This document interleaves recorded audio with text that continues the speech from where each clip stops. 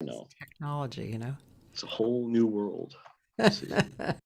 Got it. And where did that go? Darn it all. Let's see. All right. We're live right now. Yeah. So, Hi, very good. everybody. I'm just looking for something to share while I do a little cutting and pasting, and I'll be there in one secondo, if that's a word. Okay. Here we go. So, this was New Year's Eve for Mike. Yeah. Okay.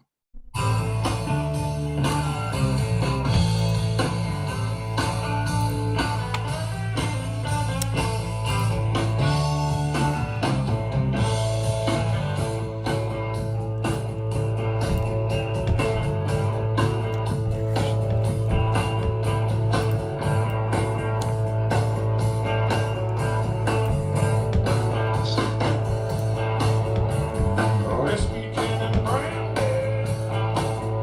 With a glass of pretty handy. Oh, I love this song. Never It's found funny, isn't it, that I'm playing with a band in a club Yeah. somewhere? Amazing. After all these years. no day for a grateful. We're gonna make a big well, that's tomorrow. Take it today. Forget about Chevrolet. Have a drink on me. Have a drink on me. Drink on me. Have a drink on me tonight.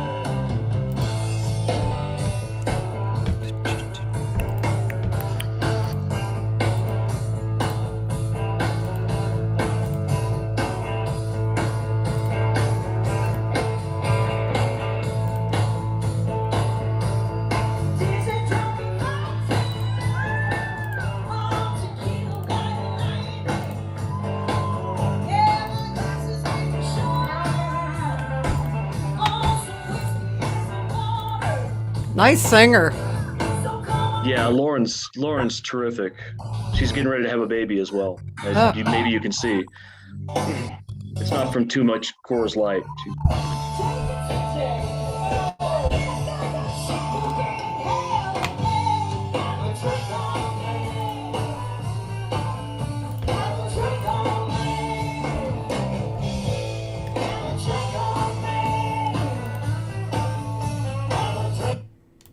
come on. Oh, was that it?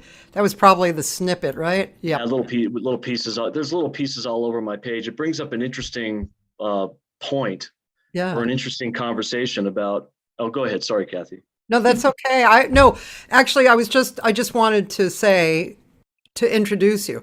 So Oh, let's see. it's not a lot, but hello. Hi, Kathy. And let's see. Yeah, there's a few people on already, Toby Simmons and Todd Boosin. But um, Toby. Hi, Todd. yeah. So this is Mike Jochum. Michael. Do you go by Michael or Yeah, Michael? I do. Yeah, Michael. Okay. Mike. I'm a Michael. Yeah. Yeah. So we were just talking about how long we've known each other. Probably about 40 years. Well, Janine is how old? Janine's going to be 43 this year. My oldest daughter. Yeah. So we've known each other probably 44 years. It's Yeah. so weird. It doesn't I even know. feel normal. It's crazy. Yeah. But we haven't seen each other in a really long time. But anyway, and of course, when I knew you, you were probably playing more jazz, right? Right. Yeah. Yeah. Do you want me to expand on that a bit? I can expand on everything, just so you know. Well, first of all, Okay, go ahead. let's see. You're a drummer. You're an author. Are you? Yeah. You're a producer too, right? Yeah. I've produced a bunch of records, and it's interesting about the author part because I never considered myself to be an author until I wrote my third book. I mean, I just looked at it as being, I've got these stories, I've got these remembrances from what I call the quote business of music. A lot of studio stories, a lot of on the road stories, and I was just sharing them, and people seem to be really interested and I mean, I really did think that people were anything but interested in what I did for a living, Yeah. because I always looked at it as what I did for a living, and not, anything that, oh, you wouldn't be interested in this. Why would you care? It's like how I made my life in Los Angeles, and how I went through 2 families, had 5 kids, all that stuff. But yes, I'm an author, I guess, at this So point. what are so what are the books called? I mean, obviously it's about what you just said. Are they, I mean, why, and just curious asking, why would someone pick up a book by you? Yeah. So the first book is titled This Week Nothing. And I have to give you a little background into why it's called This Week Nothing.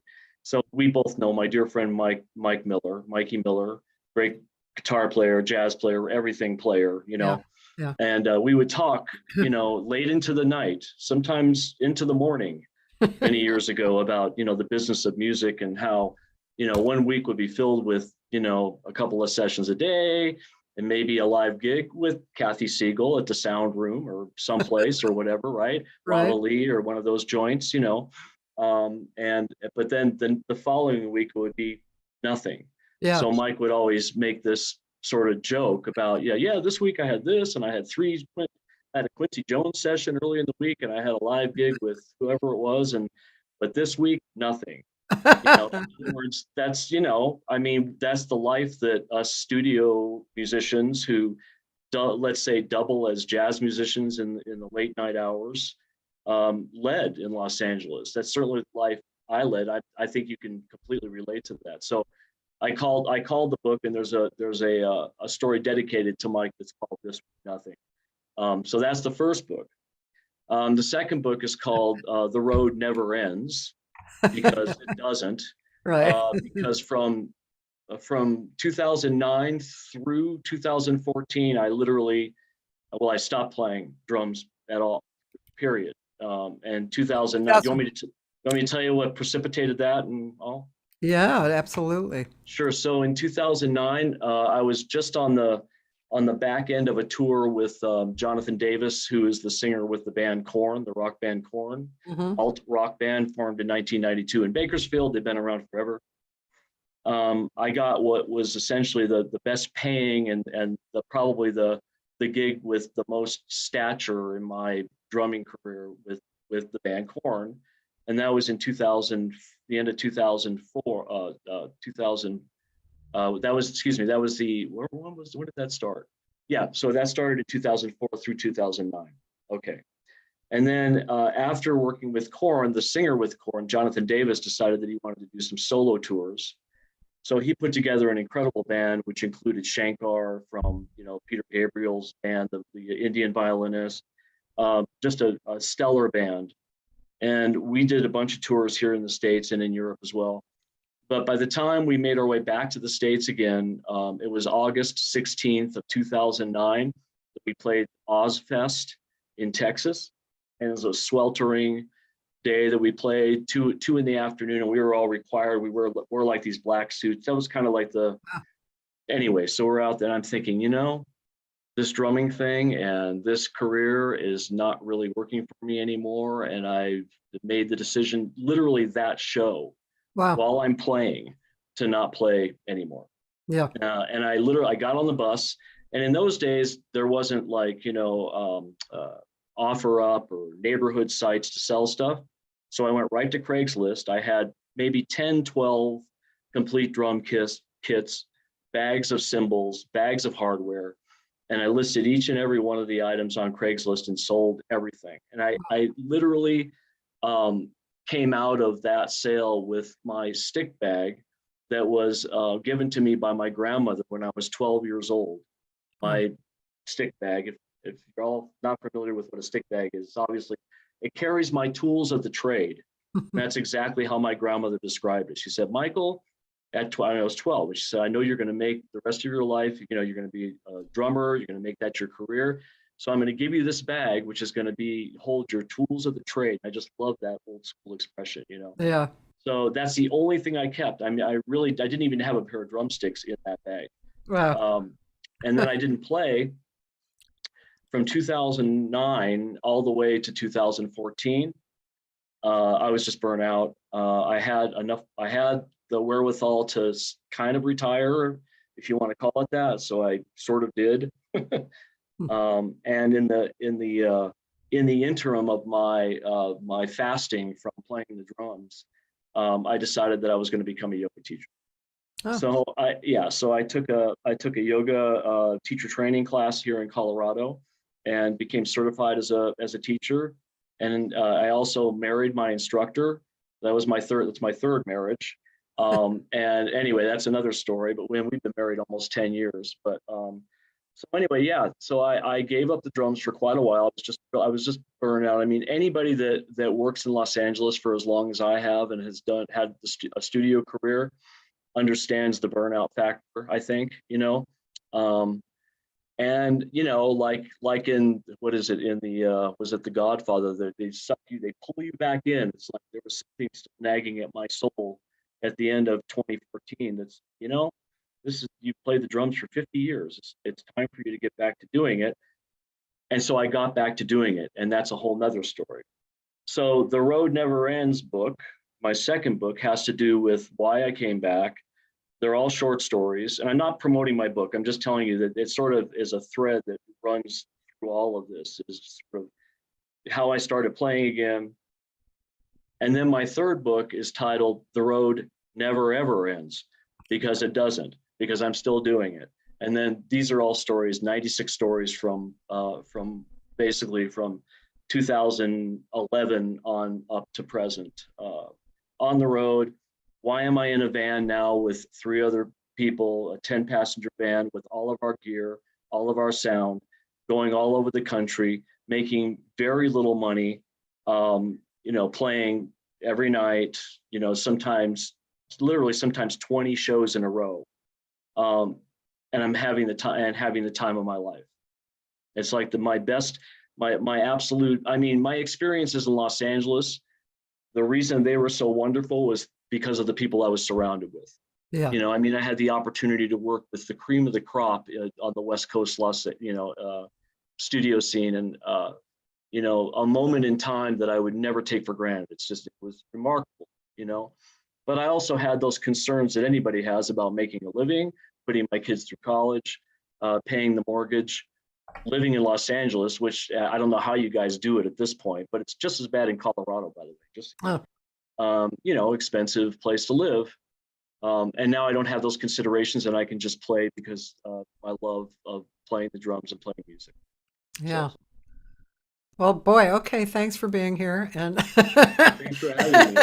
that was it, man. It's pretty, full explanation and an overseeing, of course. But yeah, that's pretty darn cool, Michael. I want to tell you, I know you said you wanted to know who was here and stuff. Ryan Chris is here. Yeah, well, Ryan is the reason why I got back into playing music in the first place, Ryan? And it's actually true. So I'll get. You want me to get to that real quick? Not yet, but right. we'll go back, because I just want to say who's here. But he said, when we were saying what you were, like a drummer, a producer, author, he said, and a coffee drinker and a shaman. A shaman, yeah, right. He calls me his shaman. Yeah, yes. That's cool. Nora Paradiso, you wouldn't know her, but she said hello. Nice, hi Nora. Toby Simmons actually said your name comes into conversation all the time, even though she's never met you. But yeah, we haven't met. Yeah, Joyce Glasgow is a artist and a jazz enthusiast from Seattle. She's usually here. Toby said you're another Mike Gormley client. Do you know Mike? So yes, I had dealings with Mike Gormley in the mid '80s, in particular, with a band that I was in. He's more of he's an agent, isn't he? I don't think I know him. Yeah. No. Jeff Haynes is here. He said hi. And Todd Busan. Yeah, Todd is a big fan of the band that I'm playing with, and a super guy. Okay, so now you can tell me about Ryan. So this guy, Ryan Chris, I wasn't playing, and I was teaching yoga and living life here in Colorado and all. And I started playing again. People in Los Angeles, like Lawrence Juber, my friend Freebo, of course, other, Juber. You folks played that I played with him, yeah. for years, Yeah, and, oh, yeah. you're playing again. Why don't you come to Los Angeles and do a $50 gig at McCabe's, So, right. I'm like, okay, I'd spend a couple $100s on a plane ticket and go and do a $50 gig at McCabe. Great, creatively. But I found that if I'm going to actually play again for real, that I need to find something to do in Colorado. And interestingly enough, because I was on the road so much with the band Korn, I mean, it was literally, I moved here in 2002. And by the end of 2004, I was on the road with the band Korn. So and gone most of the time. So I never integrated myself into what the music scene is in Colorado, which, by the way, is an incredibly vibrant scene in all genres of music. Certainly jazz, the pop scene, the punk scene, the country scene. So anyway, I had no relationship with anybody in the music business, that was even playing music. So a few people saw that I was playing, and and Ryan Chris, as it turns out, needed a new drummer in his band, Ryan Chris and the Rough Cuts, which is the band I'm currently playing in. So because he needed a drummer, a couple of people messaged him on Facebook and said, hey, you might want to check out this MICHAEL JOCHUM guy. I know he plays drums, and so I called Ryan, who was at the time he was in Montana, Yeah. and we talked for it had to have been an hour and a half on the phone about me and my career and my getting back, pretty much everything that I told you for the last 10, 15. And he got back from Montana, I got back from Los Angeles, and I had an audition with him. And that was it. And then I started playing in Ryan Chris and the Rough Cuts. And in the world that was before COVID, we would be doing, 200 dates a year, Yeah. I mean, so I've been doing that going on 8 years now. Wow. So that's how it was. I say unequivocally, and I've said it several times in many ways, that Ryan is the reason why I got back into playing music in earnest. And Nice I job, Ryan. I owe him a lot of gratitude for kind of sucking me back in. Yeah. Jeff Haynes is here too. Yeah. Yeah, so there's so much to talk about regarding what's happened in your life and what you do. I want to also include your point of view of things. You know what I mean? I don't want to just ask you listing questions, like, okay, I did this, and this. But I do want to know, because you've done a lot. I actually want to talk about Kitty Hawk. So I'd like to talk about Kitty Hawk, because that's something that I remember, Yeah. big.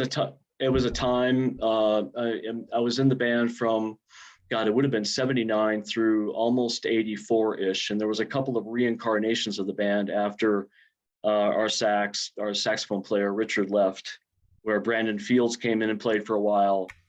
Sam Riney, who I haven't seen in ages, came in and played for a while. I saw him recently, by the way. Did you? Oh, please tell him I said hi when you see him. Okay. And we had 3 records. 2 of the records initially were on EMI America. And it was during a time in the record industry and radio where you could hear Mahavishnu Orchestra alongside, one of these guys, Steve Winwood of the Police. The radio was so eclectic.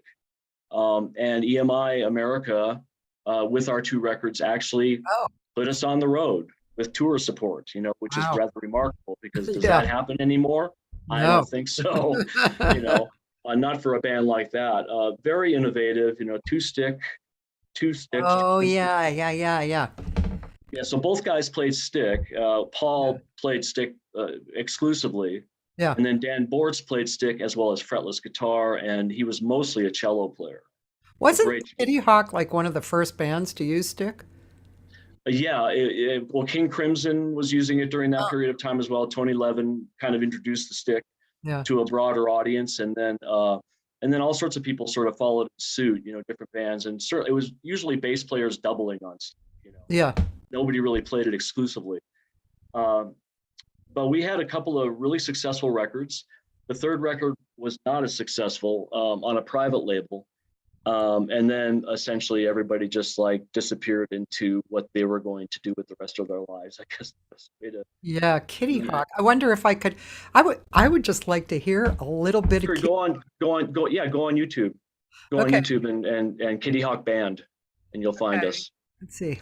And the PBS special is something good to reference if you want. There's a PBS special that we did. Oh, okay. Let's see. Kitty Hawk. Can you play that now? Boy, Kathy, you're good at this. Yeah, I can. I'm. You're really good. Well, I don't know. I can do what I can do. Let's see. Yeah, there we go. Any of these particular ones? Should I put What? PB? Uh, Well, of down course. to yeah, it's showing the Kitty Hawk, the Oh, this aircraft is carrier. from the PBS. Wind, Yeah, Sand, and you can play Stars. that, or yeah, sure. Yeah.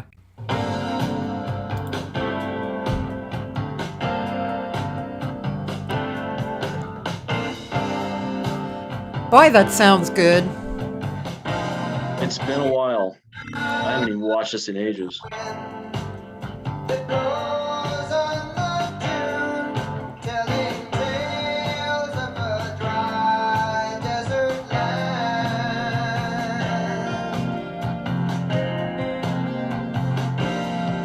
And I listen and learn by the light of the moon as the stars fall on rose-colored sand.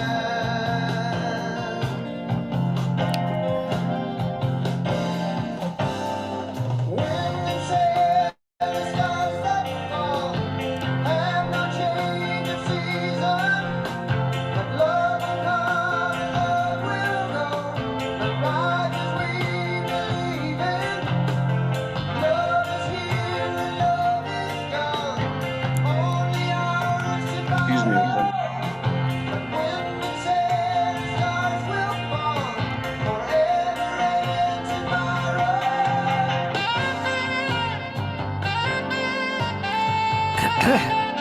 That's Kitty Hawk, man. It was great. Wow, that sounded really good.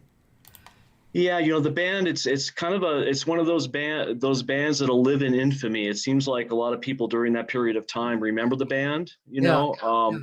and it's certainly one of the most wonderful times of my musical career, playing with Paul and Dan, as well as Mr. Richard Elliott, who of course carved out his own career in the I guess the smooth jazz arena, whatever you want to call it. What do they call it these days, Kathy? I have no idea.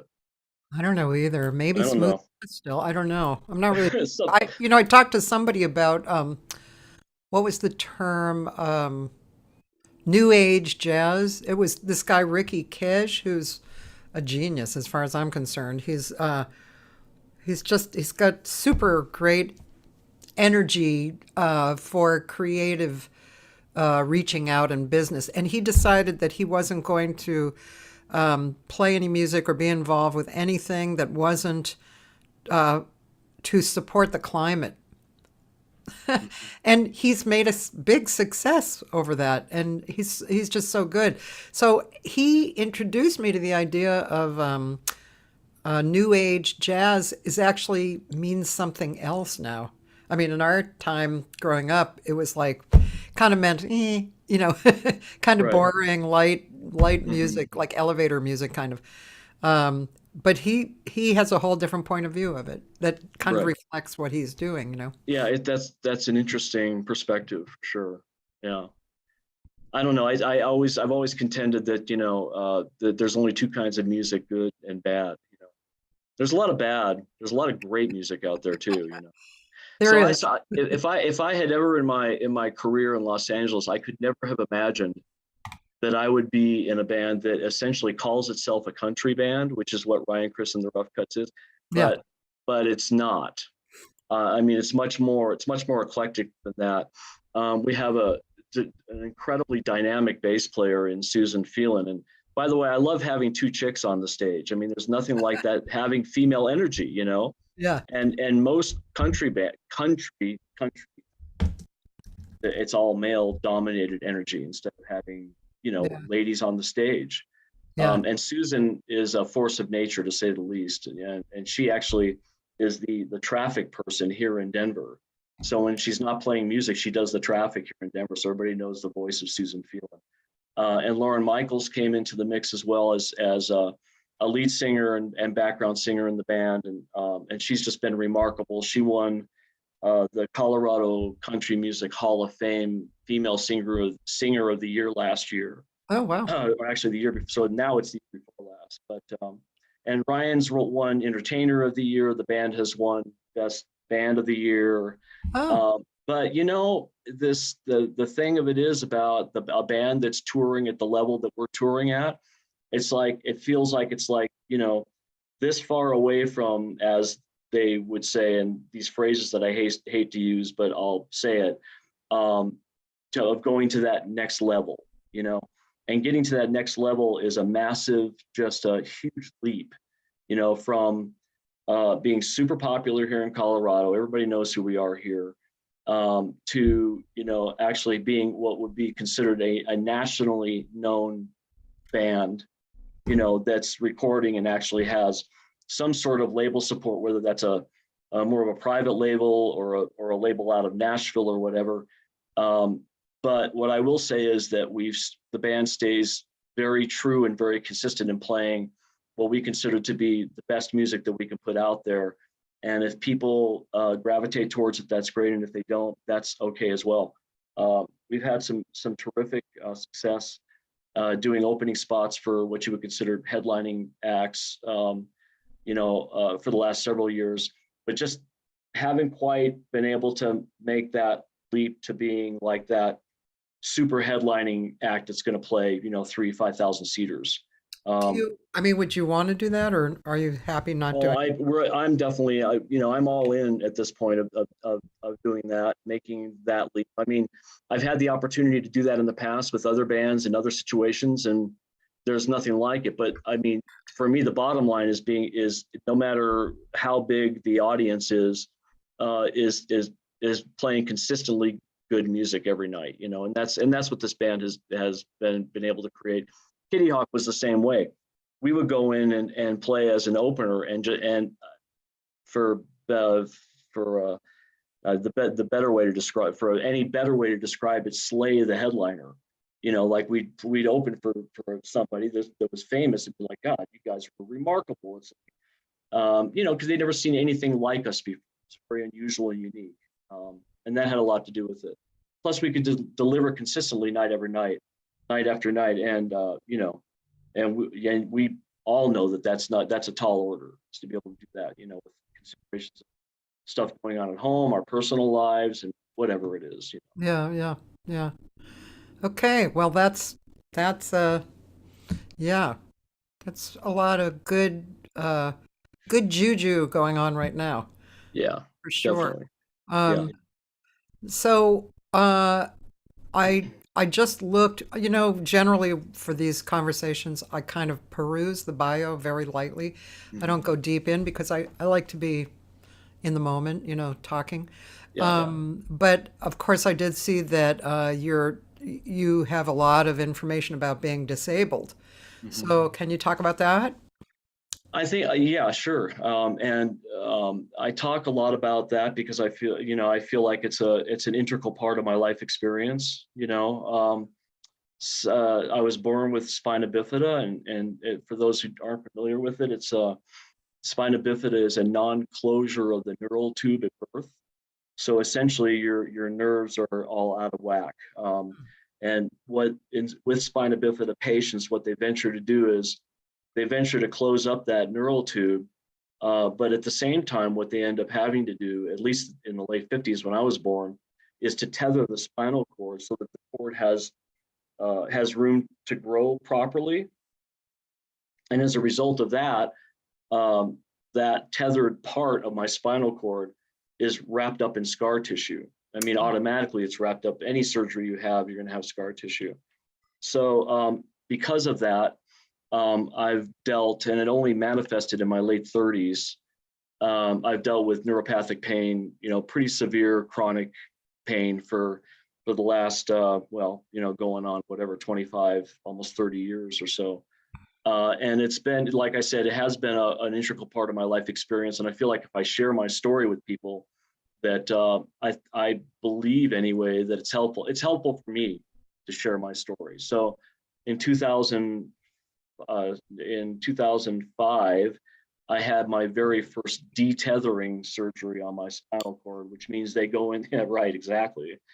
Ryan's got some pictures, if he's still there, of my Really? my back open. Woo!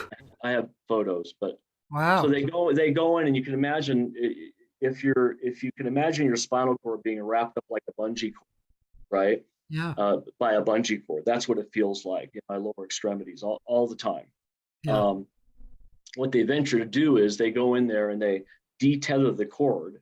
You can imagine what that's like with those, Yeah. binocular things on, and they detether it so that your spinal cord flows freely again in down by your sacrum, down in so that it flows freely instead of being caught up. But what ends up happening is that now there's more scar tissue because they did another surgery. So I had my first surgery in 2005, and I've had six additional surgeries since, Wow. the same surgery. Because essentially every 3 or 4 years, the scar tissue starts to be too much again. I start to be feeling more pain, more numbness, more lack of sensation. My mobility is compromised when the pain comes that bad. So yeah, it's been quite something. And the remarkable thing about it is that, like I tell people, everybody always asks me, "How's your back?" Well, it's not my back; it's my spinal cord. It's a neurological defect. It's not something like I have a bad back. Well, maybe a new drum stool, maybe a new drums throne will do it. It's not that, because when I sit down and play the drums, I feel like I'm 18 years old again. Yeah. It's like I feel like these days, and I feel like these days I'm playing better than I ever have. Yeah. And I think it's just because of the freedom that I feel like I have these days, as opposed to 20 years ago when I was, when I had so much to be responsible for. But it's the other stuff in between that's always the issue, Yeah. walking up those stairs, lugging my gear into the gig, lugging my gear out of the gig, So yeah, it's been quite something. And I was also, and I think that this is an important part of all this. People need to understand, and I know that a lot of folks can commiserate with this and can empathize. I was on the merry-go-round of drug therapies as well. So, as many as seven medications at one time. Western medicine trying to do their bit, but at the same time, I was, getting me addicted, essentially, physically and mentally addicted over time. So as of 2011, it took me a couple of years into 2011, but I weaned myself off of all medications. And, it wasn't helping anyway. It didn't really matter. The point was that I didn't want to be held prisoner by these medications the rest of my life. I'd rather deal with the pain the best way I can. Meditation practice, my yoga practice, all that stuff definitely helps. But it's still omnipresent and certainly a big part of my life. Wow. And As Todd, as was addictions in general. Certainly. You remember the mid '80s? Boy, I yes, do. Yeah. I do. Right. So yeah, certainly, and I've been sober going on 18 years now. So, Oh, cool. but there was a time when I never missed a gig. I never missed waking up and having to get to an 8 o'clock session call at Evergreen or Paramount. There was a 120-piece orchestra waiting for me. But at the same time, I was dying a very slow and protracted death. In 2005, that surgery was actually the catalyst that led to my sobriety. It was right after that surgery. And actually, the guy who was instrumental in making that happen was Freebo, which is kind of interesting. And he knows this story. So want me to share it real quick? Sure. It's a good story. Yeah. So I was in the hospital in 2005 here in Colorado for my very first detethering surgery. I showed up to the surgery intoxicated, literally sitting in the parking lot of the hospital, intoxicated. And, like, what am I doing having this surgery? I can't believe I'm going to go into the knife. And at the same time, I'm destroying myself with drugs and alcohol. And I walk in, and the anesthesiologist walks over to me and he goes, "Hey, I just want to make sure you haven't had anything to eat or drink." And I said, "Well, I haven't had anything to eat." And, I didn't say anything about the had the surgery. It's about an 8-hour surgery to do this detethering of my spinal cord. And I woke up from the surgery, and they could not give me enough pain medication to mitigate my pain because I was already so intoxicated when I went under. So I lapsed into a semi comatose state for the next couple of weeks. But when I was aware enough, at this point that my awareness I was aware enough, there was Freebo standing in the doorway of the hospital room. And I looked over and I saw this guy, Freebo, and we had worked together and done records together. I produced his very first record, or co-produced. And he looked at me and he goes, "Michael, you do have a choice."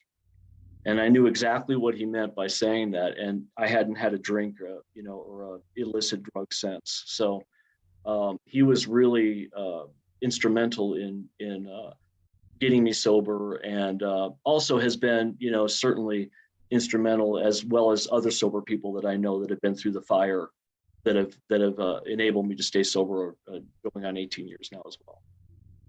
Even during COVID, even during the COVID days, so yeah. Yeah.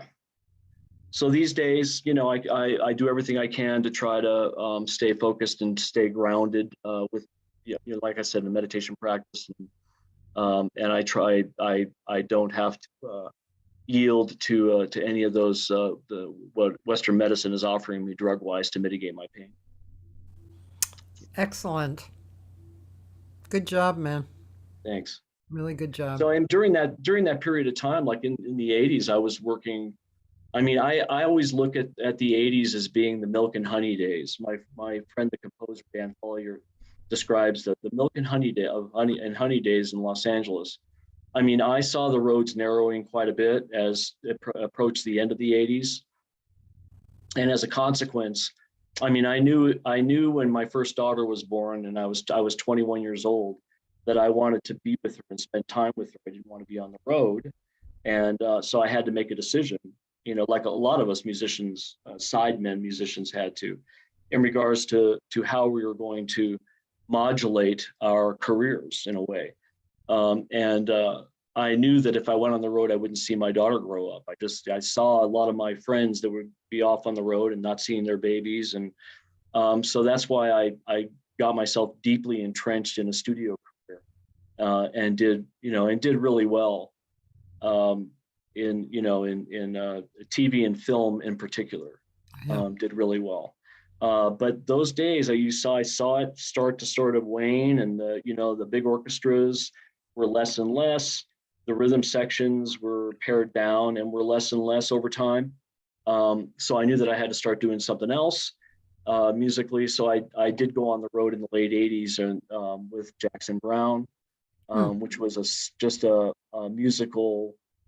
It was a musical delight, but unfortunately, it was at the peak of my drug and alcohol use as well. So I did 2 records with Jackson in 86 and 87, and then went on the road through 91. And then after 91, I tell a story in the book about this. So I'm sharing something that's already out there in print. Basically, well, I got fired. That's the best way to describe it. And it's actually a kind of a neat story with Jackson. If you'd like me to tell it, I will. Sure. So show after show, one show would be good, next show would not be so good. And I knew how inconsistent I was playing, and it had everything to do with what was going on with me on the road. Because the records were great, everything was fine. So it was actually in Seattle. It was the very end of a West Coast tour that we were doing. And in the middle of the night, we didn't have cell phones. This would have been 91-ish. Yeah. And Jackson dials up my room at the hotel, and it was like midnight, and he said, "Hey, how about you feel like going out for a drive and and getting a piece of pie?" And I'm like, "Yeah, sure, okay." So I go downstairs with Jackson, and we jump into his rental car and drive down, and I remember it was by the wharf in Seattle, and it was a little mom and pop diner that was open all night. And we sat at the counter of this diner, and I tell this in the stories, and not a word was said the whole time that we sat there. Me ordering, he ordered, I remember, lemon meringue pie, and I ordered apple pie with a scoop of ice cream. And he didn't say anything to me, and I didn't say anything to him because he's the one that invited me out for a piece of pie.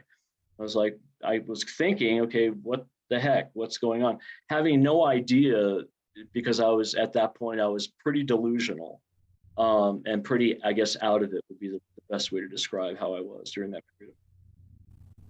And sure enough, we did our final show that next day in Seattle, and Jackson took me backstage and took me back into the backstage room, and just said, it's not working. I don't know why it's not working, but we're going to get somebody else for the East Coast leg of the tour. And as you can imagine, it was the most devastating musical experience of my life, and it was also the best thing that ever happened to me. Now, granted, it took me another almost 15 years to find sobriety, but I learned so much from being dismissed, and I think it's sometimes those rather desperate times that are the most educational, and it was for me. But I was fortunate because I came back home to the Tracy Ullman show, which I was doing. I did two different Tracy Ullman shows. The one that was initially on Fox TV, you might remember that one, Yeah. where the Simpsons premiered during that period of time, with little snippets of the cartoon before. Yeah. And that was amazing, working with her, and she was remarkable, and just one of the warmest and most genuine people I've ever met. I did two of those, two different shows that she did, one on HBO and one on Fox. And then also in the mid '90s, I was doing the Muppets Tonight Show. Oh, wow. Which was probably, I mean, I can name this guy that I play with or this band that I play with, but when I talk about the Muppets, everybody knows the Muppets. So I was truly Animal's muse, or maybe Animal was my muse. I don't know, however you want to look at it. So during that period of time, because we were actually on contract, which made it amazing, Wow. because we had to rehearse with the musical guests that were going to come on the show. So it gave me the opportunity to watch all these remarkable puppeteers. Yeah. I mean, just what they did, it's just amazing. Anyway, and I was the guy that did the drum battle with Dave Grohl. If you ever saw Animal do the Dave Grohl drum battle. Oh my God, that's so cool. And what's really funny about it is that my fifth laminectomy is what that's called, by the way. The detail. Okay. Anything on the back or the spinal cord is called a laminectomy, but they're all different. Yeah. So mine was a laminectomy. My fifth laminectomy, or my sixth one, there was a nurse, and she came in. I said, yeah, well, she asked, what do you do for a living? I said, oh, I'm a drummer, and I never really talk about it unless people dig a little bit. Well, what do you play in a band or whatever? And I used to say, no, I'm a studio guy, because it sort of gave some validation to being a drummer. I'm not just in a band. I do recording work. Right. That's like a big deal. Yeah. And she said, well, what have you done? I said, well, I was with band Korn, and she's like, I'm not for, and she was like probably 20, in her early 20s. She didn't even know who Korn was, And I'm like, well, I played on a Michael Jackson record. I'm on, which I did, two cuts on his story or history, that record, the final sort of Michael Jackson record. But then when I said, I was also, Animal and the Muppets, she's like, what? I love the Muppets, And she was like in her early 20s, So, and all across the board. When I talk to people about what I've done in my career, when I mention that, that's like the biggest deal for people. That's funny. I know, Hey, it's great. by the way, guess who's here? I don't know. Mike Campbell. Oh, Mike, I love Mike. Hi, Mike. He He's loves awesome. you. And Ron Peters. Oh, Ron, hi. Love Ron too. Yeah, Ron and I moved to LA together. We were I didn't boyfriend and know that. girlfriend. Yeah, we were boyfriend and girlfriend for a Oh, while. you were? Oh, Yeah, we neat. met at Berkeley. Oh, that's right. You're a Berkeley kid, aren't you? Yeah, yeah. Yeah, yeah. Um, I miss all my cohorts in Los Angeles so much. I bought a house in Mexico, and I can remember, years ago doing studio work, and Ron and Mike know Gary Herbig. You know yeah, Gary Herbig. sure.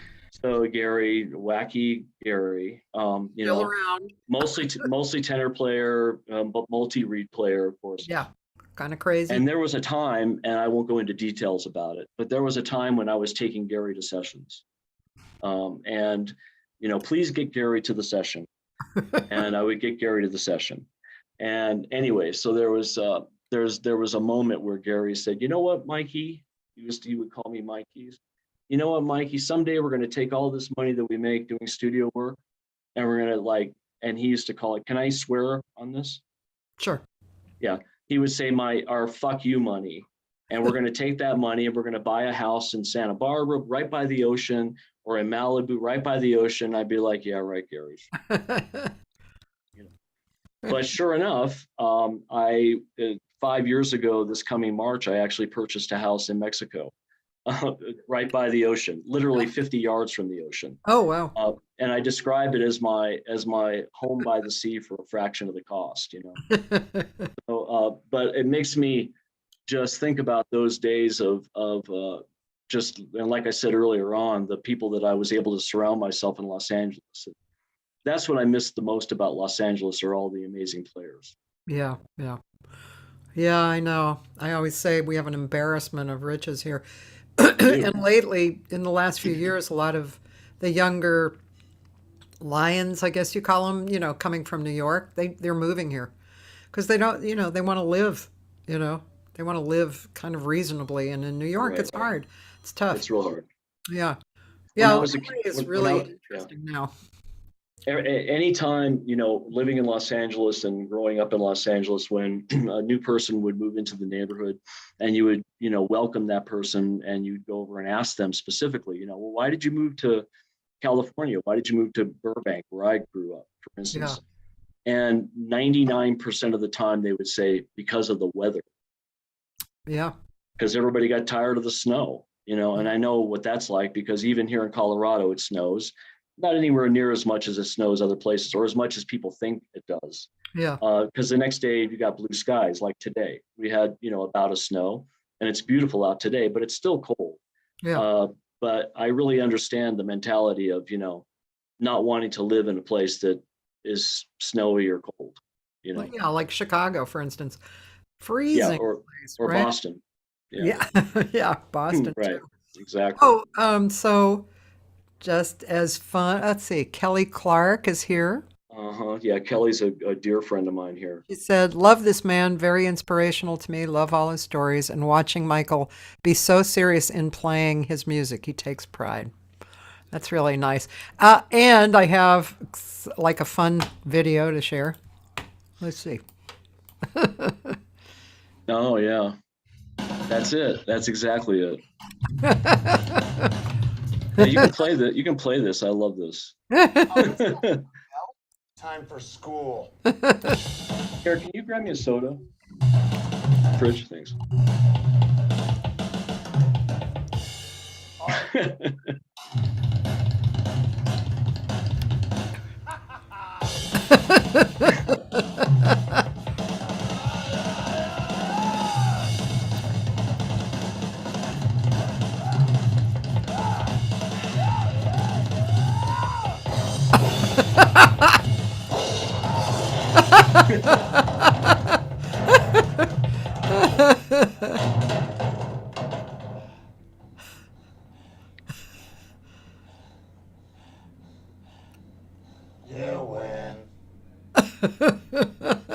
The the funny part about doing that, and I did it. I don't remember who else I did it with. There was somebody else that was my muse, or somebody else that we did a drum battle with. Yeah. But you don't see. I didn't see any of what Dave ended up doing, or at first, right? Yeah. But the puppeteer, who was Animal's puppeteer, certainly had to be at Yeah. the pre watching what I was doing, so he knew what to Yeah. do. Yeah. And it's pretty darn accurate to watch him, to watch the animal That's manipulate. amazing. I was thinking about that as I thought, is he dressed up as Animal and playing? Because it looks like Animal's It really, looks, it totally looks real, like he's doing yeah, it. yeah, really It's funny. amazing. Yeah. Um, Kelly Hogarty, Fogarty. Yeah. Hi, Kelly. she's Michael is truly inspirational and totally badass talented. Namaste.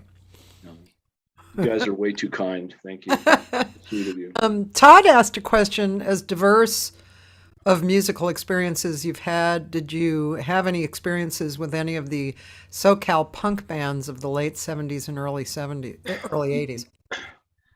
Yeah, no, I didn't. I wasn't what you would call a Sunset Strip kind of guy Uh-huh. during that period of time. That would be coexisting with the hair bands, or the punk rock scene. Yeah, I mean, I was busy during that period of time playing jazz. I mean, I would play like at the Roxy, yeah, those kinds of places. But that whole scene was another scene that I wasn't involved with at all. Um, yeah, no, Todd, not at all. I was really, I mean, in the '80s, and we you spoke to it earlier on, Cathy, in your introduction. I was I was kind of primarily known as jazz player, I would say, for the most part. But I found out very early on, as a lot of us jazz guys do, that you just simply can't make a living playing jazz. yeah, I mean, some folks do, but it's really few and far between. So I knew that if I wanted to continue to carve out a living in the music business, I had to venture elsewhere, and that's where becoming a studio guy came into play. Yeah, I wouldn't have been satisfied making $50 a night. I couldn't support a family on that. yeah, And by the way, it had, the amount of money that musicians get to be sharing their art and their craft with people hasn't changed much over the years. I have a friend here who says that the only two things in the music industry that hasn't changed over the last 70 years is the reliability of the Shure 57 microphone and how much musicians get paid. And it's totally true. And it's a shame, yeah, I mean, especially in the jazz world, you yeah, know, yeah. It is kind of crazy. it I is. even I started a venue a few years ago downtown in a vegan restaurant, and you'd walk in the back, open a door, and there was this beautiful club. Mhm. So I started that, and they had parking underneath, for $7, and I had to charge, like a $20 cover or 25, whatever. And I asked somebody who but I won't mention the name. I said, what do you think about this? And first he said, people will never pay $7 to park, and they won't pay $20 to get in. And I said, no, that's wrong. Jazz deserves, some classy treatment. And, you'd pay hundreds of dollars to go to a concert, a rock concert. Why not $20 to go to a jazz concert, It, So, it's some, yeah, it's a mystery. It continues to be a mystery, 40 years down the road for me, why people aren't willing to pay for this art that musicians are putting on stage for them. It just makes no sense. And I see it here in Colorado. I'll tell you what, when I first moved here in 2002, I'm going over 20 years ago now. Um, well, I mean, it wasn't until I started playing with Ryan and the band, that we'd have people coming over and auditioning. We had to change bass players, just musical chairs. And somebody would come over and audition, and maybe they'd be right musically, We go, okay, so we're going on the road. We have a 2-week run this spring, and then we're going to Sturgis, which we do most years. We do the Sturgis bike rally. That's a big thing during the summer. And then we have a West Coast tour coming up in the fall. And that person would look like dumbfounded at us and go, well, what do you mean I have a day job? And I would go, what do you mean you have a day job? This is at first, Yeah. before I really understood what was going on. Yeah. And I would go, yeah, and I would think, and of course, I've been really fortunate that I've never done anything else in my life but play music for a living. Yeah. I've never done any other job. So I think that maybe, it might be a rare thing. I'm not sure. I don't know, but it wasn't in Los Angeles because everybody played music for a living.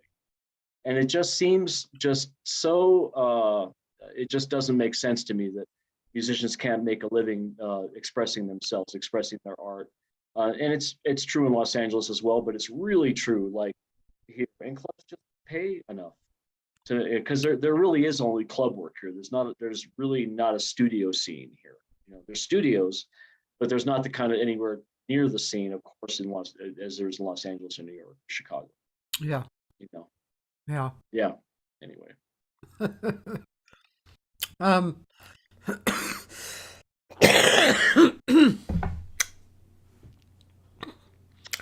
Yeah. Well, the scene is always changing. Especially through the pandemic. So you've said kind of what the scene is like there, which sounds like it's a healthy musical scene. And did the pandemic kind of greatly squash that for a minute, or? I would say that it totally did. I don't think that it really put a damper on it as much as there as far as like the pay and all that and that kind of business. Of course, a lot of the venues just went out of business because they couldn't support Yes. being in business any longer. What I've seen happening here, the scene is, and you have a great musical scene, like I said earlier, with all sorts of different genres of music being played all over. There's also like this big sort of, and this has been happening. This started happening when I came back into the music business. Is that for the live music scene? Is that for the most part, live bands are playing, let's say, earlier slots from like 6 to 8 or 6 to 9 or 7 to 9:30, and then comes the DJ.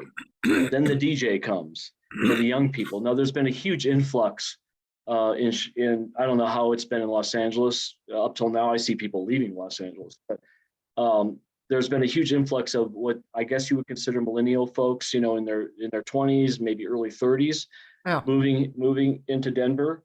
And the clubs are appealing to the kind of audience that is the majority, which is like that younger, a hipper, whatever you want to call it. I don't know these days. Crowd. So I see a lot of that going on, and as a result, the pay scales have gone down as a result of all of that, because there just isn't enough money. Now, the venues will tell you that the money is just not there. We're still recovering from COVID, but we're seeing even less money available to, at least from my perspective, with the band I play with here in Colorado. It seems like that there's less money available for bands than there ever was. Now, I don't know if that's a post-COVID thing or if it's a post-COVID excuse thing, but I understand that everybody's playing catch up, but I still don't get it, because most bands, we're the only Denver band that makes a go of it beyond Denver, touring beyond Denver. Most bands stay close to Denver and can literally work here every weekend if they wanted to. But we're also not a cover band. We're an original band. And original bands have it really tough. There's a lot of cover and tribute bands here. That's a big thing. And I hate to say it, but it's the reality is that those bands are really taking up a lot of space that the original bands should be filling. Yeah. And that to me is the biggest shame of all of it. Yeah. Yeah. So I have 2 questions here. One from Tony Jones. Tony Jones. Tony. Hey, man. He Hi, said, Tony. he said, do you have musicians in Colorado that you can casually jam with at your level beside your band? You mean as far as like wanting to get together and Yeah. play jazz or play or create something else besides what you're doing as, to make money here? Yeah, because he says Pe- casually jam. people want to play, Tony, but the problem here is that in opposition to Los Angeles, where I can remember, we would always get together and play and jam because people were making a living playing music. They didn't have a day job. Yeah. So what restricts folks from here that are creative musicians, and some great musicians that I've met, like I said, in all different styles of music, is the fact that they have that day job that's limiting their opportunity to be able to just be creative with each other, like in the olden days when we were 18 and 20 years old. That's what it Yeah. was all about. I was living, I was paying when I first moved out of my house in Burbank, living with my parents, growing up with my parents. I was 16, 17 years old. And my first house was in Toluca Lake on Sarah Street with the keyboard player, John Novello. Everybody remember John? I Remember interviewed John? him, actually. You did? Oh, did you? Yeah. How is John? He's Been okay. He's been through a lot. He through a moved. lot, man. Yeah, he moved, was it to Texas with his current wife, who died briefly after that. They moved there to be near her family. Then she died. So he's been through a lot. That was Well, his second his big first pass. wife, Gloria, had passed away as Yeah, well. yeah, Because I remember Gloria well, yeah. because it was during that period of time that they started dating Hmm. and all Yeah, that. And I was paying, how much was I paying? I think it was $300 a month for like a room and a bathroom in this huge house on Sarah Street in Toluca Lake, which of yeah, course anybody that knows Los Angeles, those houses are several million dollars easily in Toluca yeah, Lake. yeah, But man, living was living and being able to provide for yourself and eat and pay rent was pretty simple back then. yeah, yeah. It was. A few jazz gigs a week and a couple of sessions, and you were in business. Yeah, yeah, But yeah, it's difficult here. It is because just by virtue of the fact that everybody has to do something else for a living besides play music. yeah. I have another question from Toby, so a question for both of you. Then what is your thoughts of venues that are pay to play? Or actually, when I first read that comment, Toby, I thought I thought she was asking how much do you think we should make? So Mm. those two questions are kind of interesting, actually. For me, pay to play.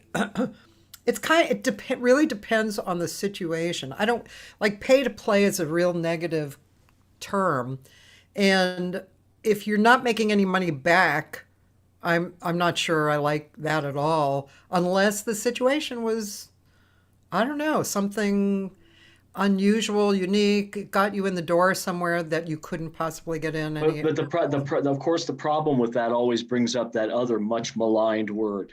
At least it's much maligned in my world. Exposure.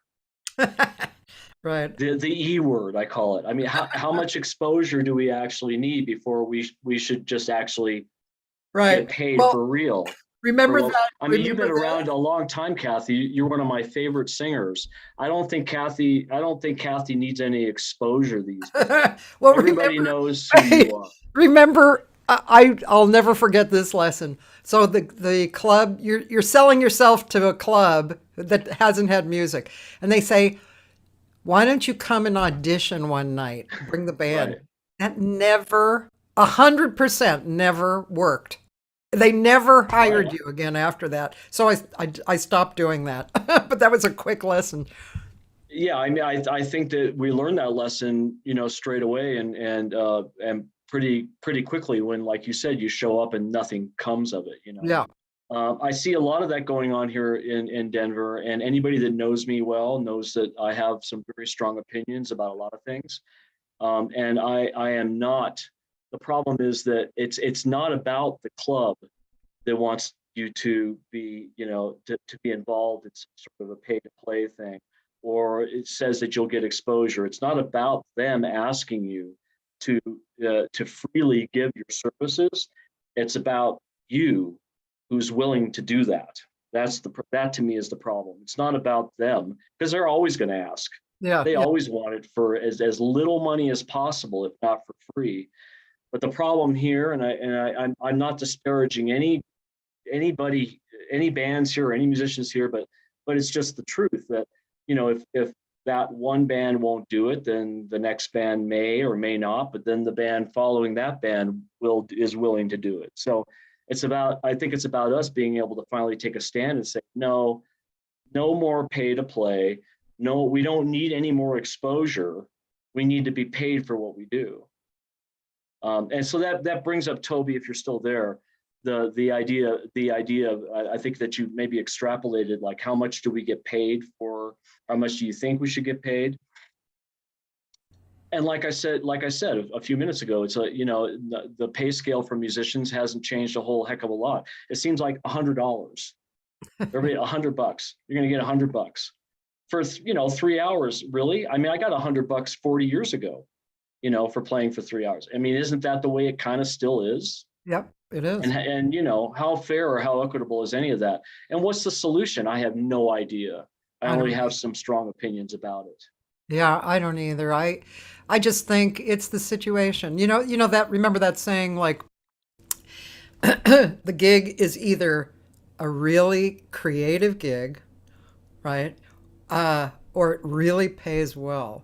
Yeah, right? Right. It's Right. like it's like, and sometimes it's both, but it's, if it pays great and the people kind of suck, but it pays great and you need the money, you're going to take the gig, right? Right. But Right. creative gigs, I remember this one leader said to me, I don't understand. He booked parties, casuals, and he said, I don't understand why people don't want to rehearse with me, because I pay them so much and I keep them working, but they'll rehearse for like a no paying artistic gig. Right. I tried to explain, but that, Yeah, sometimes it falls on deaf ears. I mean, you yeah, can't. And I think I know the a couple of those guys that you're talking about. yeah. And I remember working for some of those guys. I'm sure if Tony's still there, he knows who those Oh guys are. God, yeah. Yeah, we all do. I don't know. I don't, like I said, it doesn't really do me any good to be railing against this idea of exposure or pay to play Yeah, unless I have a solution. So yeah, I don't have a solution really. yeah. But why hasn't the climate changed enough where venues and clubs and club owners and venue owners value the musicians so much that they want to pay you what you're worth, Do you or at think least close to what you're worth. Do you think that, I don't know if this is a right idea, but do you think that it kind of stretches out beyond that? Like the club needs to make money because the environment, the social environment is such that they're struggling. Do you think that it really has to do with that a lot? Maybe in some situations, but Mhm. I don't know in every situation. Yeah, I think it does. I think it does have a lot to do with that in some situations, but like you say, not every situation. Yeah. I don't know what to say about it. And I've gotten a lot of pushback on being so aggressive, and the club owners, or particularly the bar owners, that say that we have to put in our, how much we actually lose, how much we lose at the bar, not how much we're making at the bar. But when you have to sell your own tickets, there's a joint here called Herman's Hideaway. God, I don't care actually. There's a place called Herman's Hideaway here, which Yeah. everybody in Denver that's a good musician has played at. Okay. But you have to sell your own tickets to your people, right? Have you gone through any of that? And I never experienced that, Oh yeah, where all you the have time. they give you like a bunch of tickets Oh, that you like have to, real tickets. yeah, for real tickets Yeah. that you have to sell to your friends and relatives and family members or whatever, and then you show up and in theory, that person who you've sold a ticket to, they have a list and they'll write down, you know, that this band has sold, this many tickets to their people, and that's how much of percentage you're going to get from whatever the take is. Unbelievable. I mean, I can remember walking away from that place on a 3-band bill, Not anymore, but we used to play that place on a 3-band bill. And you know darn well that the bar is making 15, 20 grand. I mean, jam packed people. And I would make like $27. I remember specifically making $27. See, I'm like, there's something really wrong, man. yeah, that's I mean, really and that's an exaggerated, that's a, yeah. But yeah, that's just greed. yeah, Yeah, there was the Blue Whale here, which I actually remember that. my old Yes, yeah, student was yeah, the owner, and that kind to me that was there was a kind of an ethicalness about it. It was like he created this really beautiful space that musicians wanted to play in. It was really nice. And over time created a name for it so that you could go in any night and see something really good and interesting. And I mean, I think he paid a portion for most people, not the super famous guys, but paid a portion of the door, and then I mean, they didn't have super hardcore waitresses or anything. You had to go to the bar and order a drink and food. But I think those days, like where the owner actually considers creating this establishment that's unique and cool that will attract patrons, right. you know, and then then as people come in, you share in the profits, and but it's like it's a growing concern. It's a creative and growing and community kind of sharing kind of a situation. Yeah, I think that's a different vibe and a whole different sort of mindset of how you want to create this space Yeah, that appeals to a crowd that appreciates artists, yeah, yeah, it's also the kind of space that's going to take a lot of effort yeah, to grow, and to keep a following intact. I don't know. It's a tough one. And I have to say, coming back into the music business, not playing the drums for going on about 5 years from that period, like I said, from 2009 to 2014-ish, everything was different when I came back in, including, and I know this sounds crazy, but people actually taking video and pictures of you with their phone. That wasn't happening like even in 2009. It was a little bit. It was like in its infancy, that you would, after a show, you would be able to see every little nuance of what you did during that show because it was all live, for better or sometimes worse. You'd be like, aghast and mortified at what you're looking at. You mean you're putting that on Facebook?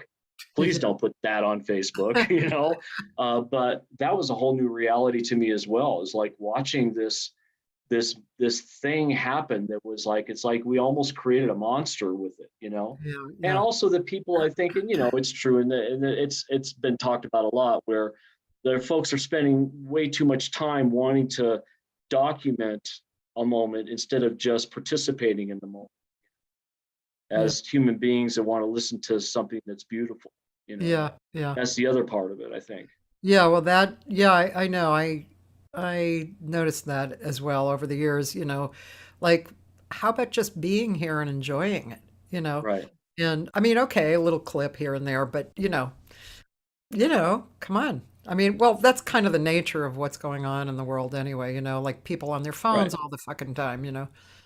I seem to remember that at McCabe's, they have a no phone Mm, video thing mandate, yeah, when I played there the last time, because it turned into like such an issue. yeah, I played there with Freebo, and I played there with Lawrence as well, a couple times with Lawrence. And I was shocked, I was surprised and pleasantly surprised that they had this mandate.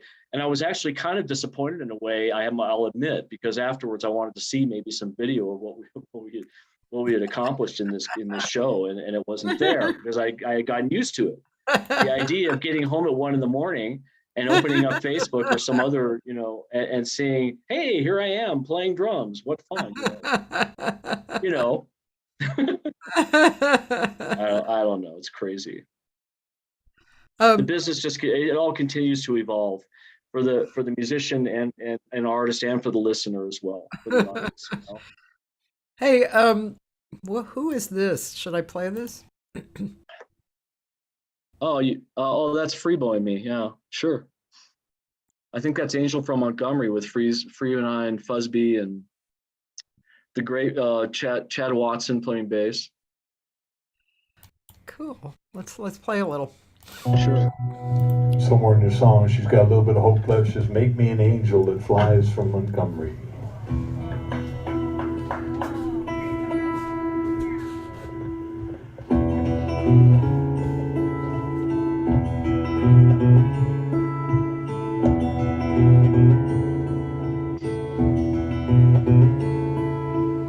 I am an old woman named after my mother. My old man is another child that's grown old.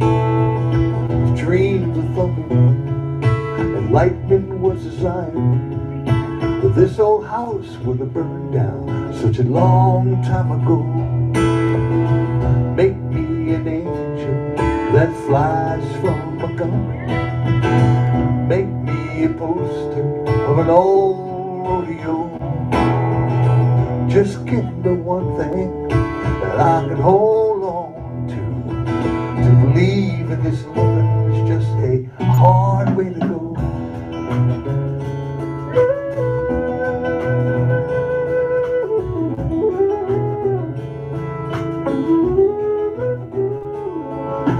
When I was a young girl, I had me a cowboy.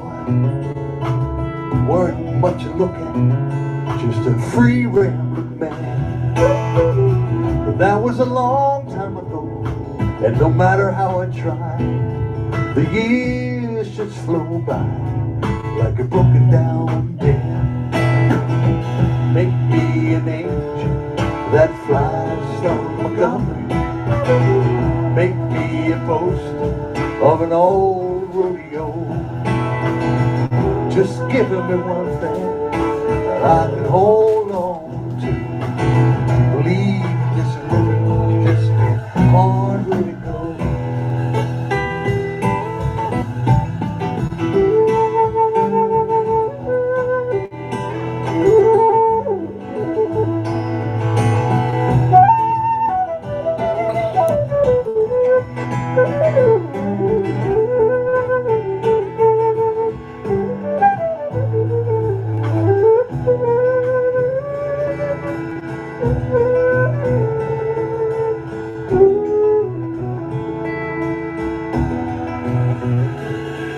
There's flies in the kitchen, I hear them all a-buzzing, and I ain't done nothing since I woke up today. How the hell can a person go to work in the morning and come home in the evening and have nothing to say? Make me an angel that flies from Montgomery. Make me a poster of an old rodeo. Just give me the one thing that I can hold on to believe in this living is just a hard way to go. Make me an angel that flies from Montgomery. Make me a poster of an old rodeo. Just give me the one thing that I can hold on to believe in this living is just a hard way to go. To believe in this living is just a hard way to go.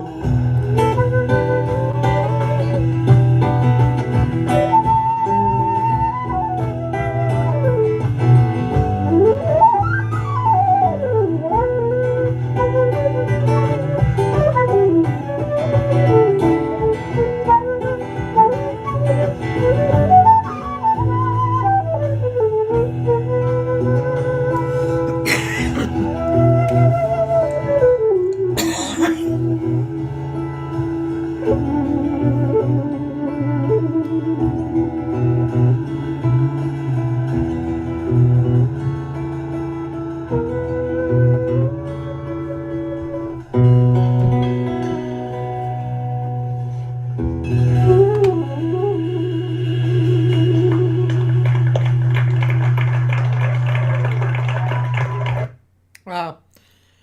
That was so good. Yeah, it's funny. It's like I said, it's a curse, in a way, and a blessing, of course, and a curse and a blessing, because I watched that, and every little nuance of what came down with that performance is like, you know, like, oh, I should have done this differently, or I could have done this differently, or why did I do that? Why didn't I do this?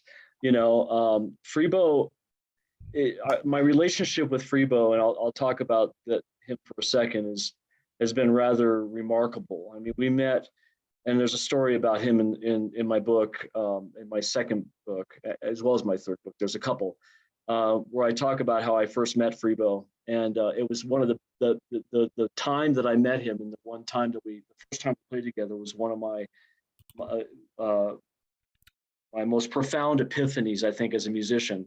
So I'm playing the show with a band called the Zydeco Party Band, which, if any of those people who you mentioned are still there, know about the band, with Doug Lacey, the accordion player, piano player, and Billy Block was the drummer in the band. He passed away, unfortunately. And anyway, so I came in to sub in the band, and this was 90, would have been like 93 or 94-ish, probably 94-ish. John Walmsley was playing guitar. And I had never heard the material. Doug sent me a cassette tape. Remember those days? He actually mailed me a cassette tape of the band. So I listened, and I knew that. And the one thing I will say about me as a player and as a musician is that I've always been over prepared. I mean, I've always been super prepared, and I take pride in being ultra prepared, and also always being very on time. And to this day, I can't stand it when people are late. It drives me crazy. I can't be late, even if I try to be late. I can't be late. But anyway, so Freebo it's the first time I met Freebo, and we're playing this gig, and I'm playing along, whatever the tune was, and I made some bonehead mistake. Not even a big deal at all, but to me it was a big deal. No, and that's actually the punchline. So I look up at Freebo with this expression, like, notice I'm looking. Well, you can't tell. I'm looking to my left, because as far as I'm concerned, my bass player needs to be on my left, always on my hi-hat side, never on my right. And to this day, it's like I can't even imagine a bass player being on my right. Anyway, so I look to my left, and look up at Freebo as if to say, God, I screwed up, man. What a bonehead I am. He didn't say anything until after the show, or after the set. We were playing at the at the Orange County Fair. Remember the Orange County Fair? I don't even know if they still have it anymore. We were in the beer tent, and it was during the summer, so or fall, during the fall, and it was the baseball playoffs. And Freebo is still a great baseball fan. So we're watching. I'm not much of a baseball fan, but we started to talk, and I'm really sorry that I screwed that thing up at the end of the tune, whatever it was. And he looks at me with this Freebo look, and anybody that knows Freebo knows the look. He goes, Michael, look, nobody knew that there was any mistake up here on stage until you called their attention to it by looking up at me and saying, boy, I really screwed up, didn't I? And it's so true. You know how it is. It's like we all have these moments where, oh God, I screwed that up. I wish I would have done this, or I'd done that. But the audience, for the most part, I'm not saying that it's an uneducated audience, but I would say that 85% of the people in that audience had no idea until I drew my attention to it. And I always tell people that I play with, I said, don't ever let on, or don't ever say something like, like the front man or the front woman would go, we haven't done this tune very much, but we're going to try it. Yeah. You never say that, because, people, okay, they're just trying. Well, no wonder it didn't sound very good, even if it's great. Right. Anyway. But I look at that, and is that true? Do you feel the same way when you look at something you've done, and you can't just enjoy it for the sake of enjoying it, that you have to be so critical that it almost ruins your enjoyment of something? And it's true for me, even going to a club and listening, that I have a difficult time just not listening to it for the beauty of the art that I'm seeing in front of me. I always have this critical mind going at the same time. I think it's kind of our curse in a way. Yeah, I personally I it's funny. So you know me, I'm very even keeled, Yes, right? you are. Yes, And yes. it takes a lot to piss me off. You can piss me off, but it takes a lot. And one of the worst things that happens to me, and it hasn't happened all that much, thank God, is if I go someplace to hear music and the music, there's somebody there who's not being respectful to the process. I literally go into like turret syndrome or something. I actually physically get like really, like, oh God, I can't, Right. and Yeah. like this one time I went to see a singer at the old Catalina's, and Larry Koontz and Derek Oles were playing, and there was not too many people in the house. Unfortunately, I couldn't leave because I would have had to walk right in front of the band. But it was 2 hours. The singer never took a break, and she never gave over space to the players who were like the top musicians to actually express themselves. And Uh-huh. every few minutes, I would be like going into that turret syndrome thing. And my friend was with me and she Right. was like, what the hell is wrong with you? And I'm like, I'd be like, oh my God, I can't stand. And then I'd calm myself down. So that pisses me off. And as far as judgment goes, I have found that sometimes I just have to leave if because it's just too much for me to bear. And then other times if it's like less kind of things, then if I can breathe, if I can kind of turn my attention to breathing like a meditation kind of exercise, right? I focus on the breath, and then the other stuff kind of it seems to let go, you know. Yeah. But I was just talking to Julie about that too, actually earlier, because we were talking about looking at ourselves on video or going into the studio, which we were both of us saying that we're not huge fans of recording in the studio uh, because live is a different experience. When you're performing live, you're in that space, you're free, I mean, you're in the magical space, which is why we all do it. And then when you're recording, it's like you're like you can't help listening to yourself, and it's just so that's my particular problems. But as far as going to see people and having opinions, I really, when I find myself having opinions, I try and do some kind of mental exercise that I can let go of that because I really hate to live in that. Well, in sort of a similar juxtaposition in regards to music and how we listen to music and how we watch music, I saw remember during COVID that all of a sudden everybody became a musician. Everybody, all of a sudden everybody was a musician or a singer, or I mean, just like that, just out of nowhere. You know, how does that happen? Poof! I'm a musician. I can pick up a guitar and play us a song. Yeah, exactly. you know, and I and so and I would watch these videos, and Cathy, I'm horrible. I'm awful. As much as I wouldn't want to comment about these videos, I would comment. People would be like, because I'd be like, you're not understanding. It's like what's happening is that you're up here singing, and right down below you, if I scroll down below you, I'm seeing like a real musician and a real artist who has their Venmo account sitting there, is not making any money right now for 2 years, that needs that money because this is what they do for a living, a lot more than you do because you happen to be the cousin's girlfriend of or that happens to play guitar and knows a couple of songs. I was horrible, and people just were awful back to me. What do you mean? It's like everybody has the opportunity to share and make people feel good and blah blah blah.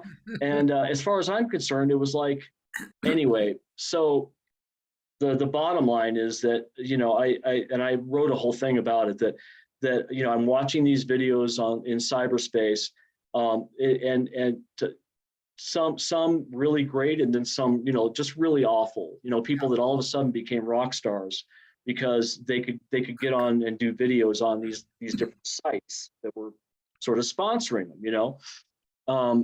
Live playing music in front of people is all about connection. It's all about connecting with the audience, and I mean that's why we do it, because there's this like give and take with the audience. And I never saw that part of my musical beingness so clearly until I started playing with this band, because we'll go in and we'll play in Whitefish, Montana, or we'll play in York, Nebraska for a street concert from 6 to 8. I mean, we do a lot of those kinds of things for normal people. And the connection is overwhelming.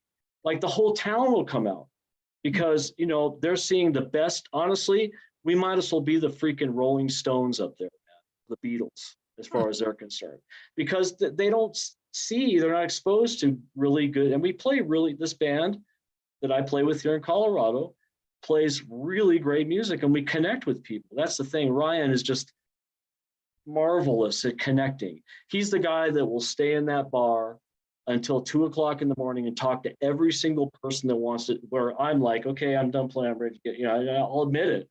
Like, I'm not the most social. The point being that, music is about connection, and the whole cyberspace thing kind of turned into this whole idea that, well, we can connect with our public, through the internet, and it's all good. And by the way, I happen to play, I play guitar, and I can sing a couple of songs. It just, it got really skewed, the idea of what live music truly is. And anyway, for me, Yeah. Uh-huh. but I also saw the birth. Of some really cool things happening, like your show, for instance. It's a perfect example. Do you do the show every day? Nowadays, I usually do 3 live days a week, and then I put up archives. Because I saw 500 and something shows. I'm like, Jesus, this woman is like working her butt off doing these shows. I had no idea it was that many. Yeah, you're number 505. That's amazing to me. God, that's great. And like, you see, Lawrence Juber is a great example. He does his afternoon with Lawrence tea thing, but I'm talking about you as a fine musician your entire life, and sort of branching out to doing something new that turned into something that's super great, And Lawrence is the same way. I mean, Lawrence is one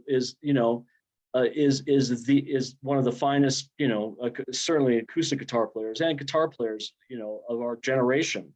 And the fact that you can see Lawrence online, and he gets a lot of people because it's him.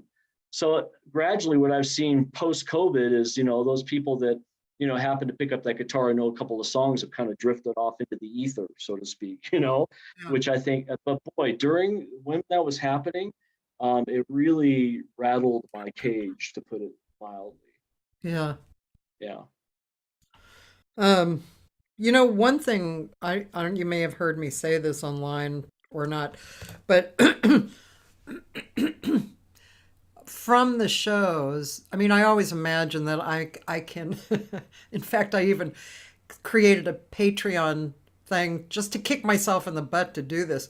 But I have in mind that I could look at the videos and get aha moments and put them into a little book.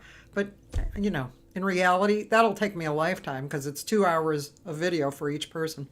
But one thing I have really come away with is that there's a lot of good, creative musicians all over the planet, and so many people doing so many things. And I really feel like we actually balance out the planet. If it wasn't for us, it would be a piece of dirt rolling around in space, because it would be destroyed by, everything else that's not art, Right. Yeah. So I really gained, I mean, I knew that, but I even gained more feeling for it, because it's just, it's amazing talking to people all over the place. You know, a lot of the people I know, but a lot of the people are introduced to me, or I find them somehow. I mean, Right. just I was wondering how you've found that many people to speak with. It's obviously not just Los Angeles people. You've been oh speaking no, to people all over the world, yeah. which is I, fantastic. I think a good portion, like maybe 75%, are people I actually know somehow. You know, we know so many thousands of people. We just don't even we don't think about it because it's we're just living today, and who are we talking to today or thinking of? But then somebody else will recommend somebody, or I'll happen to see somebody either on a program like a performance program, or somebody will mention, or like you'll mention somebody and I'll write it down. Like Lawrence.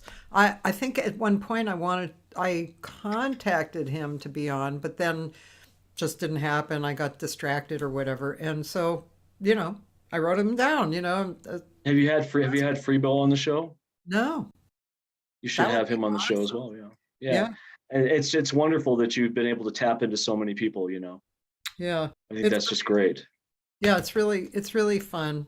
It's great to talk to people and get points of view, not just like I said earlier, not just the list of what somebody has done, but um, yeah, and it's kind of like watching. I've done workshops for years, and I've hosted people coming into town, doing workshops and stuff. And what I've always found fascinating is we we as teachers and artists might look at the student and see the same thing, but we help them in different ways because Right. of our own personal experience, right? And so yeah, Yeah. so I think that's part of the thing that I like about this show as well, is that we can talk about the same things, but we have these different viewpoints that are very inspirational. Yeah, absolutely. No, you're absolutely right. It's a great service for sure.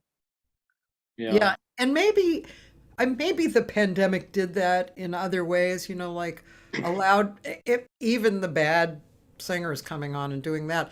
It like allowed people to kind of investigate what they had to offer to the world, Yeah. you know. Mhm. See, and with you saying that, now it makes me feel extra bad that I was disparaging these people, because your viewpoint is exactly the way I should have looked at it. But for me, I felt like it was, I don't know. I, Disrespectful or something. I suppose partly, and part of my own insecurities, I guess, because I couldn't be out there playing for a while. I mean, there was a time, and quite frankly, the time during COVID was a time for reflection. It was a time to stay home, which I had no problem with. For the first time in my life, this dude from Southern California who just walks out, in his shorts and t-shirt every day, and had to be prepared for winter and everything. It's like, this place, honestly, Colorado still feels completely foreign to me. Really? Completely, like, I'm still like, what am I doing here? Well, we know what we're doing here. I Yeah. remarried. I'm happier now than I've ever been. My life is incredibly complete. I have 5 children and 7 grandchildren, one that was just born, going on almost a month ago now. I mean, my life is freaking great. I have a house in Mexico. I play music, you know, and for the first time, like during COVID, I sat around on my butt for 3 months, and then I was like, I'm tired of sitting around, and I made a garden. I mean, and I made a garden, like 25 tomato plants, Wow. and I had 40 pumpkins the first year Wow. around, and squash, and I mean everything else. Um, and I've gotten satisfaction out of doing other things now besides just playing music, including being a yoga teacher, which I've neglected for the past few years because at this point I've actually been on the road, but it's some of those things I think that I ended up like not seeing in my life that I saw a little more clearly when I was in a way grounded from not being able to play music, which I Yeah. thought was at least it was good for me at the Yeah. time. Yeah. And I didn't mind it, Yeah. you know. So as horrible as COVID was, and how many people we lost, and how many people and people getting sick, and all the political ramifications around all of it, and how things got so chaotic. And you know, there was a lot of really interesting, and I would venture to say good things that came out of it as well, like anything else that happens in our lives, you know. Yeah. Toby's keeps mentioning your dog. Willow's outside because I know Willow is going to make a fuss if I bring her inside right now and be barking at me. Karen, is Willow out there? Karen, hang on. See what you did, Toby? We may meet Willow yet. I love labs. Labs. If I had a dog now, be a lab. So cool, man. Very Sorry calm. about that. They left because my Oh, wife Karen knew that if Willow was in here that she would be like wanting my attention. yeah. But yeah, she's kind of a star. She actually she won America's Greatest Pet contest out of like 5,000 entries. How does that? What is that? What Right. is? So you just submit pictures of your dog and like and they vote and she I mean she's if you look at my page you'll see a lot of you can look at my page and see Willow all over the place. All right. If you look at my if you look at some of my photos. Um, Let's look. This is yep. This is on Willow. your page. I Can think I I can I saw do it? up or down maybe. Well, right there. There she is. Yeah, she's promoting my third book right there. That's a great picture right there. That's Willow. Yeah, she's kind of famous. She's like one of the more famous internet dogs.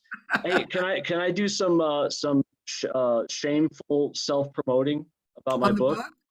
Yeah, do you want me to go somewhere to show? No, I can just say Okay. All right. if you're interested in ordering my book, it's $20, and Okay. my third book is available at paypal.me/DDDOGG32. Okay, wait a minute. I'm going to write that down. Would you So mind? Sorry about that. I don't have any. PayPal So paypal.me me. Yeah. slash DDDOGG32. Okay. Books by Michael. Okay. Thank you for that. Sure.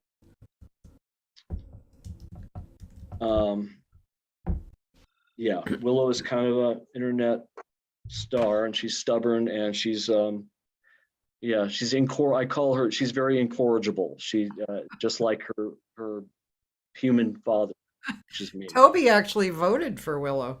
A lot of people voted for Willow, which I really appreciated, by the way. Says Willow has a beach. Willow's Beach. Yeah. Yeah, she has her own beach. So my house. I'm literally honestly, Kathy. I'm 50 yards from the ocean at my house in Mexico, Oh, and cool. I mean literally, like I can see Yeah. the beach from my porch. You know, Yeah. the ocean, and it's kind of a private beach, so everybody calls it Willow's Beach because she absolutely loves the ocean. As a matter of fact, I'm going to be heading there on the 16th for a couple of weeks before the touring season kind of starts in earnest in late February, Marchish. But yeah, so I'll be back on the road this year again, and I hope everybody comes and sees play. I think we're going to come into California. The West Coast is really tough. There are very few places to play, and there's no money. We end up playing a couple of the beach cities, like we played at it's called the Kraken. I believe the Kraken was in Ocean. I think it's Oceanside, but not Oceanside. One of the other little beach communities by San Diego, not Oceanside. Another one like that. Anyway, but yeah, for anybody that's interested, just keep an eye on my Facebook page, and keep you up to date with what's going on, live performances. That's cool. That's really cool. Love it. Thanks. What is this? This year, Gatelyn Ray, a 10-year-old black capuchin monkey in North Carolina, won America's Favorite Pet contest. Oh, is that right? Yep. Yeah, there was a separate dog category. Oh, that we won. Yeah, they actually had an overall category, and then they had ones for dogs. They had ones for cats, and I didn't know they had had no idea that that monkey took the overall. Wow, that's even cooler. I had no idea that she had competed. yeah. I'm It's not sure what a hysterical. capuchin monkey is, but You know, I bet they're cute though. I bet they're really cute. um, so there was a question earlier that about your spine, Uh-huh. which was how does it manifest? How does the pain manifest now for you? It's unfortunately, I wish I could say that it's better after 7 laminectomies on my spinal cord, but it's pretty much the same as it's always been. Every surgery that I've had since 2005 has been some sort of a guarantee in a way that we're going to do something different. We're going to expand the dura to make it a more successful surgery. We're going to use amniotic fluid and steroidal therapy after the fact to ensure that the scar tissue doesn't come back as readily as it usually does. But unfortunately, none of the therapies that we've used post-surgery have done any good. So at this point, I mean, I'll be 65 this year. So at this point in my twilight years, I guess you could call them, no more surgeries, because of course, every surgery that I've had, and the older I get, the more difficult it is to recover. It's just too much. Yeah. The recovery itself is so intense that I don't want to have to go through that again. And it takes longer for everything to come back. I mean, you're talking about the nervous system, so Yeah. Yeah. it's a pretty dicey area to mess around with. Todd Booson actually had asked this a while ago, and he repeated it. What is your favorite rough cut song of yours? Favorite songs to play live, and why? I would say, Todd, that most of the more rocking songs I mean, he knows the catalog, so I can name songs. Yeah, Like, yeah. certainly, like Killer. We actually have a a single called "Seeing You Tonight." I Uh-huh. mean, if you wanted to mine Facebook, you could find it. You might want to find it. Okay. You can look and just look up "Seeing You Tonight." It's on YouTube. Okay. Rough Cuts band "Seeing You Tonight." You might want to close with that. Okay. That's like our most recent single. Okay. I'm just doing it. You can keep talking. Yeah, and any of the ones that are more of the rockers, like Funkified, "Seeing You Tonight," and honestly, Todd, we're working on material for a new record that's going to be super surprising. Ryan and I have been in pre-production for the last couple of months, Yeah. and hopefully we're going to be recording a new record in February. And I think that I think everybody's going to really like it. We'll see. We just keep on trying to make good music, man. That's all you can do. Yeah. Let's see. I might as well just play this now. It is almost over, but still, let's do it. So, Yeah, there it is, right there. And that's our singer Lauren, featured in this video. sorry, what did you say? That's our singer Lauren. Lauren is featured in this video. Her Okay. vocals.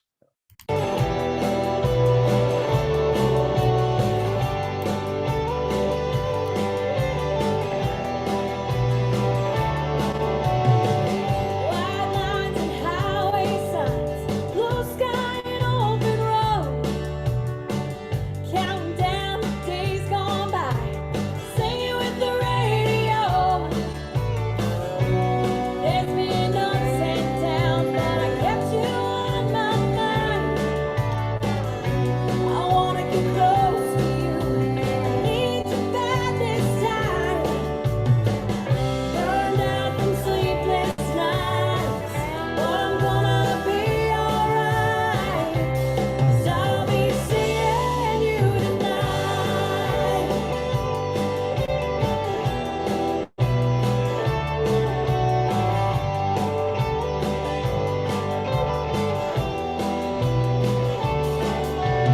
Biplanes and jumbo jets, working with the boys all day.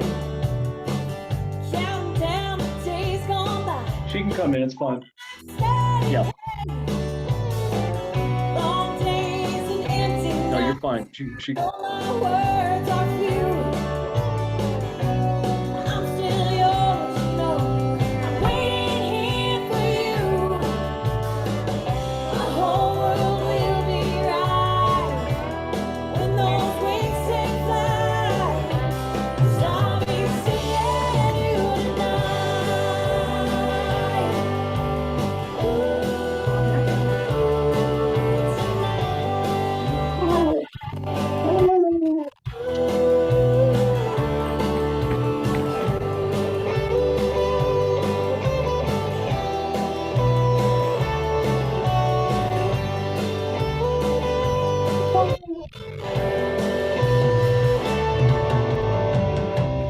Let the rain come down.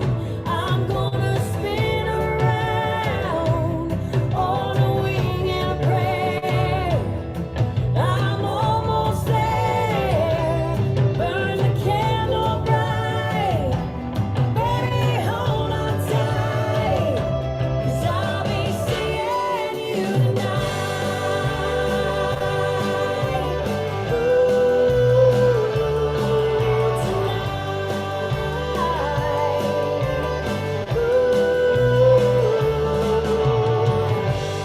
I'll be seeing you. I'll be seeing. I'll be seeing you. I'll be seeing. I'll be seeing you tonight.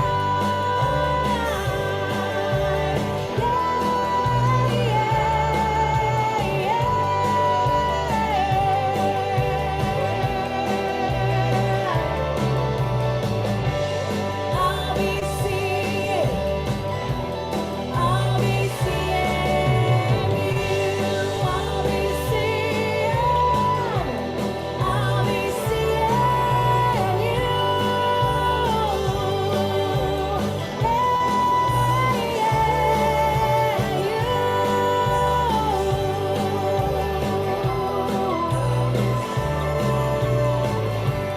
I'll be seeing.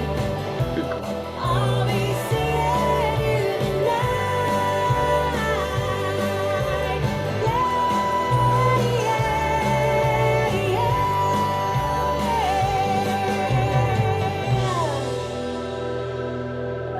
I'll be seeing you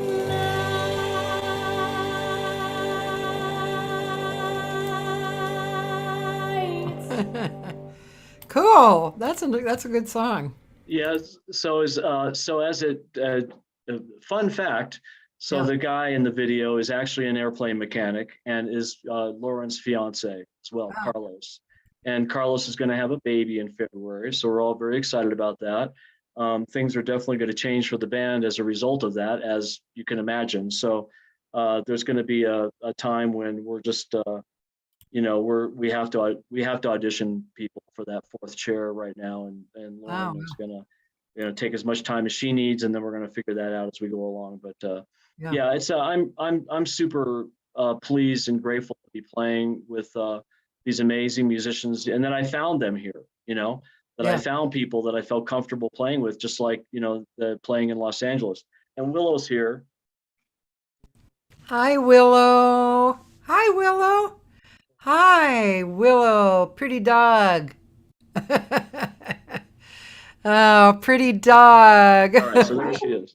There she is. Now she's gonna talk to you. Cool. What does she have to say?